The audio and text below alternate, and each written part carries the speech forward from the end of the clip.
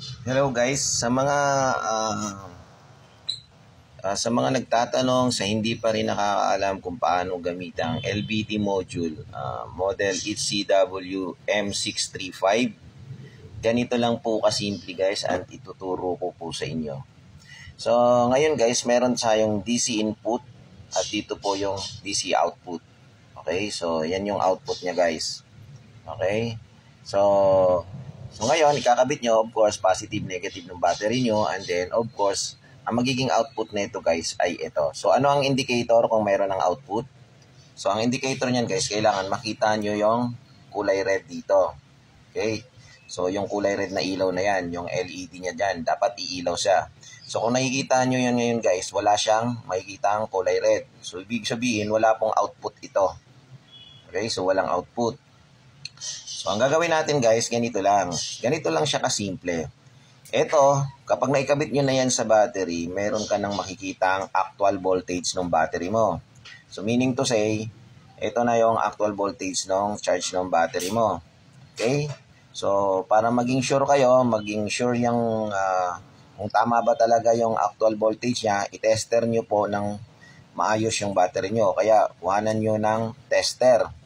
I-test nyo kung tama ba ito na lumalabas dito.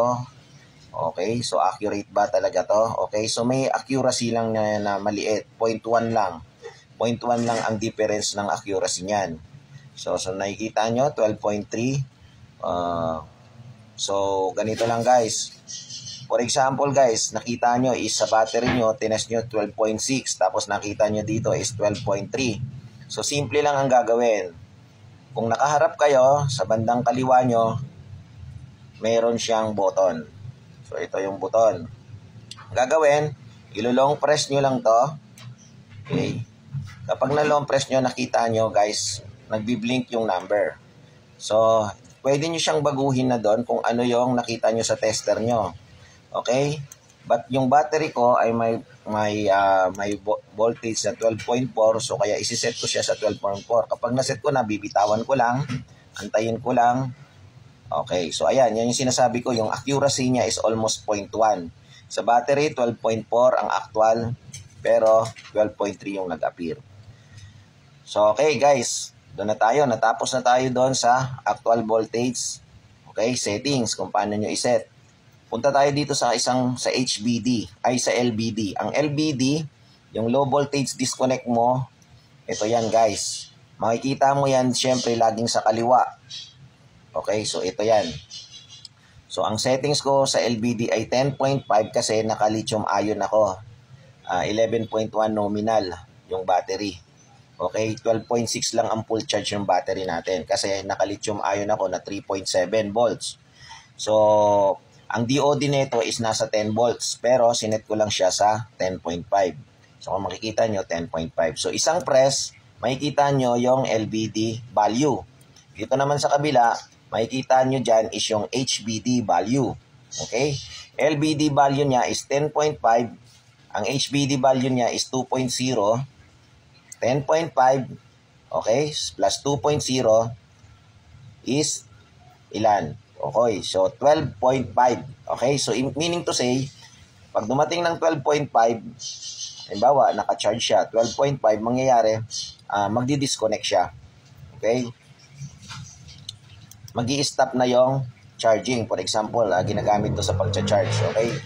At voltage na 12.5, disconnected siya. Okay? Pagdating naman sa 10.5, okay?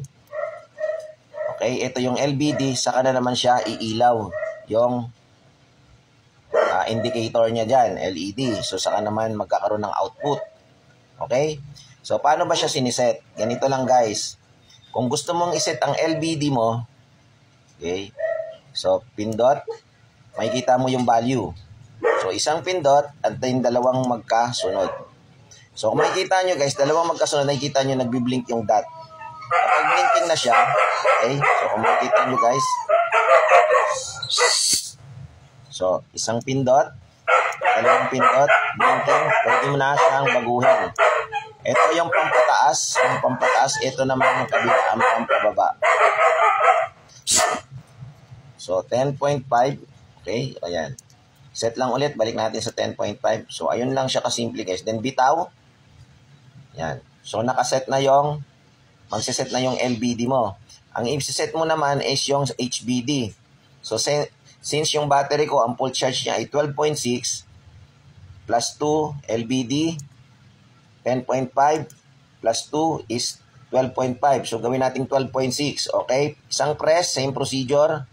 Okay? Isang press, double press, hanggang sa mag-blink, saka mo ngayon siya baguhin. So, okay, gawin natin 2.1 para 12.6 ang high voltage disconnect. Okay? So, yan. So, ang mangyayari, 10.5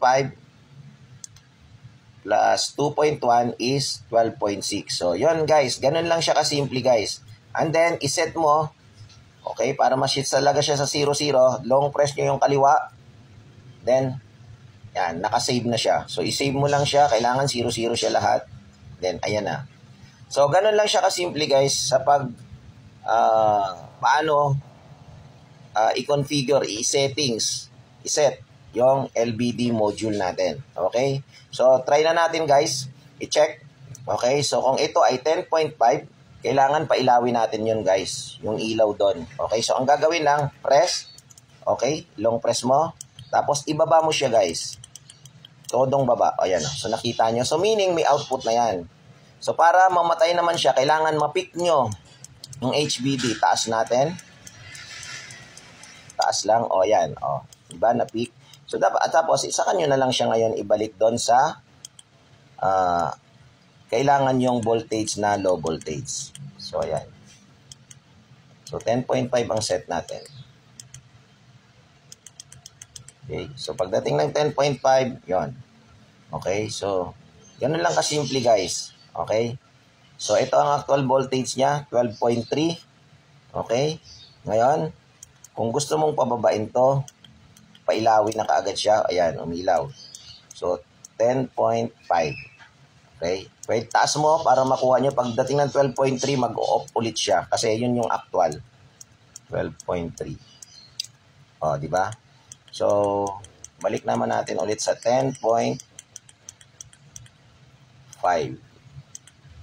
Oh, okay. So, pag sinabrang baba natin yan, pagdating ng 10.5 guys, saka pa lang iilaw tong indicator.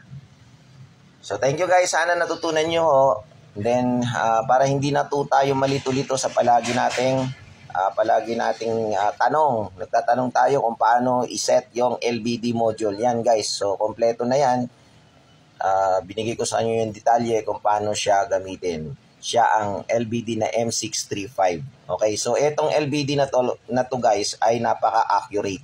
So, ito ang pinakamaganda kaysa dun sa M609. Accurate to guys kasi ang 609, yung 609 hindi nyo nababago yung actual voltage. Minsan ang accuracy nito mas mataas kaysa dun sa battery. Minsan naman yung iba mas mababa.